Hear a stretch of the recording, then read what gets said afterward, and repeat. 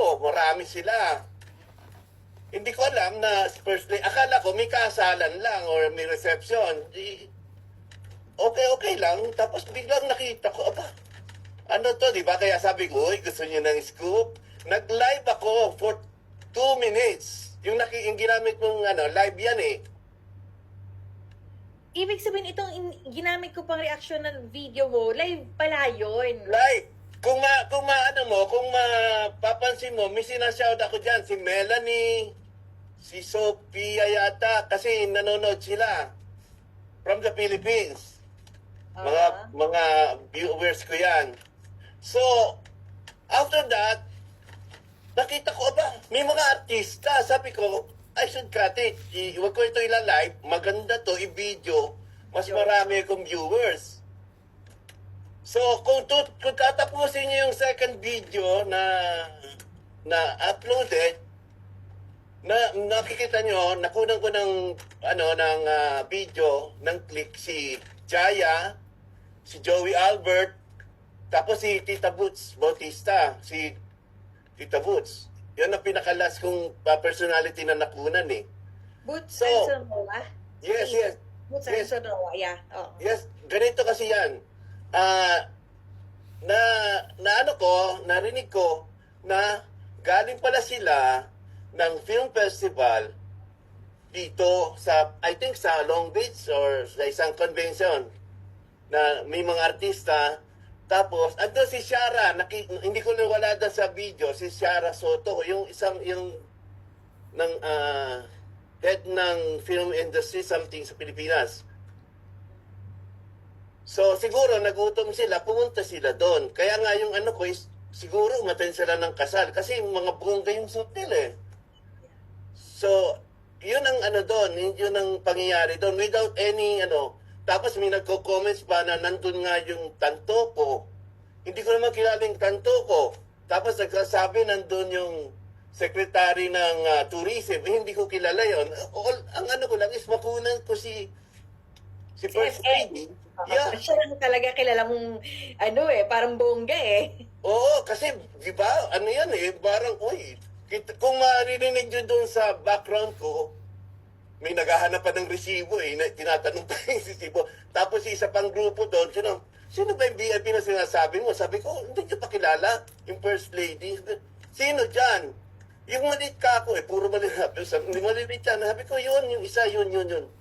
Kaya magulo yung ko eh. Hindi ako professional video, nagbi-video or vlogger. Kaya magulo yung... It doesn't matter. It doesn't matter because, your video answered all the question The here. question. Yeah, oo. Yes. Ang dyan, sa akin, ang analysis ko dyan, yung nangyari is maybe after yung kainan na yan, kasi kung mapapansin nyo, yung towards the end of the video ko, yung sa 10 minutes, wala na wala na yung mga VIPs na kasama niya sa table.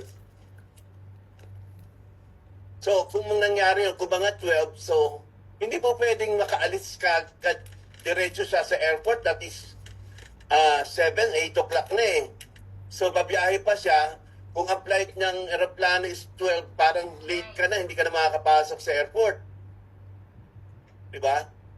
Babiyahe ka pa eh. So, at saka, ang laki ng Lux Airport.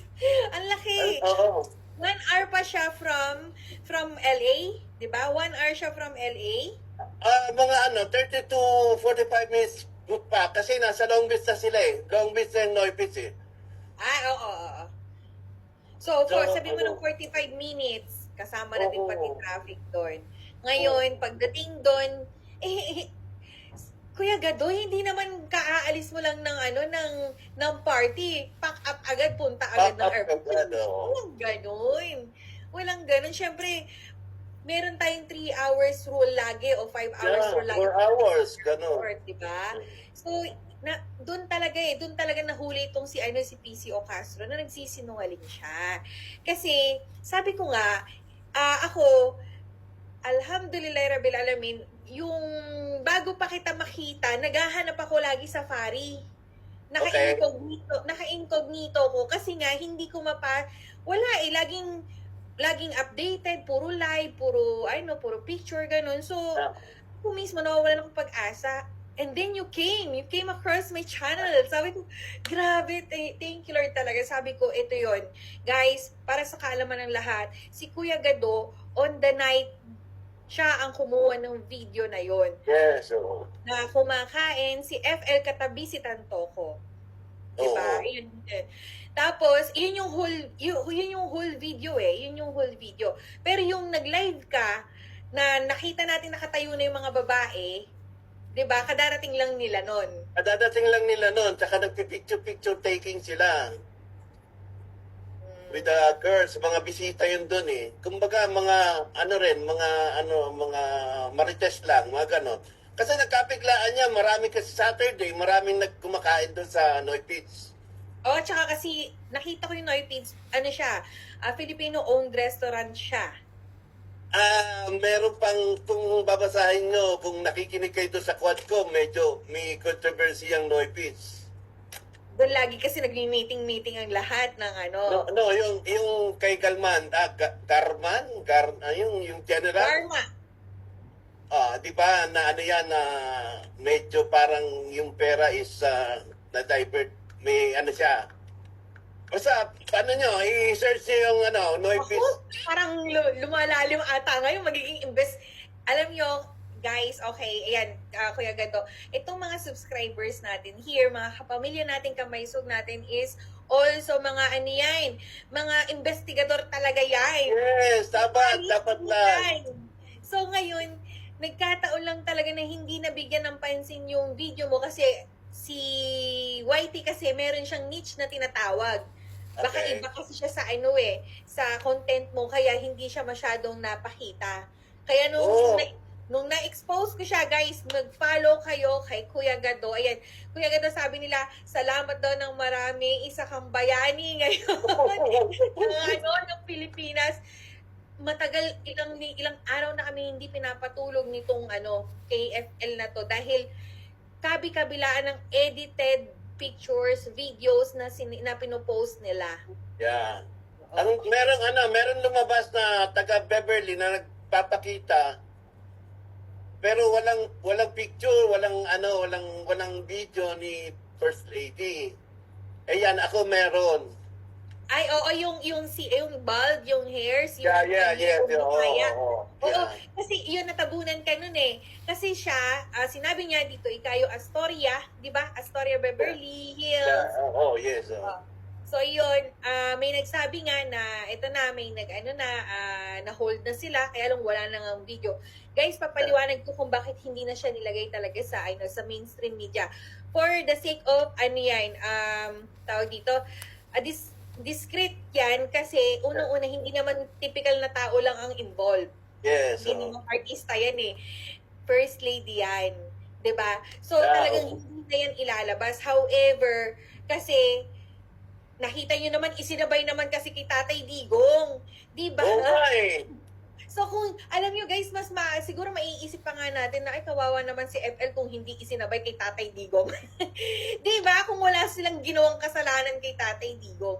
Pero ngayon, ayan, ikaw ang susi. Ayan, guys, mag-follow kayo kay Kuya Gado USA sa, sa YT niya. Magpasalamat tayong lahat sa kanya because of his video, siya ang naging susi. Okay? Kung gusto niyo mapanood yung video na yun, nasa wall niya yung complete detalye. Nakita ko na doon si Jaya. Yes, Jaya. Joey Albert. Joey Albert, Boots Anson Roa, sino pa ba yung nakita ko? Shara Soto. Si Sarah, hindi ko na po ng video si Sarah. Lara there. Soto, yung sinasabi mo MTRCB, head. Yes, oo. Tapos, sino pa ba? Jokoy. Jokoy was there? Jokoy, wala to sa party na nakuha ko. Wala doon. He's not Pero there. siya, nag-perform siya sa other, Doon sa hotel. Maybe before the night yan. Okay. Tapos, Tapos, hindi ayoko ng fake news na i-claim ko yung mga ganun.